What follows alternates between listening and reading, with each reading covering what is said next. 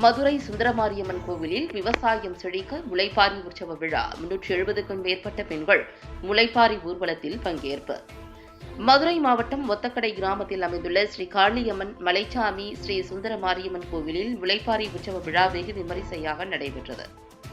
நல்ல மழை பெய்து விவசாயம் செழிக்க வேண்டி இந்த கோவிலில் கடந்த வாரம் முளைப்பாரி உற்சவ விழா காப்பு கட்டுதலுடன் தொடங்கியது.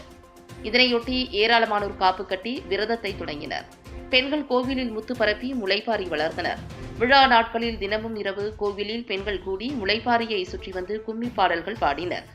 அம்மனுக்கு சிறப்பு பூஜைகள் செய்து தீபாராதனை காண்பிக்கப்பட்டது.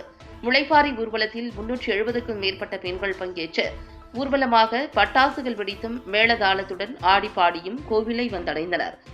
நிகழ்ச்சிக்கான ஏற்பாடுகளை ஊர் பொதுமக்கள், விழா குழுவினர் சிறப்பாக செய்திருந்தனர்.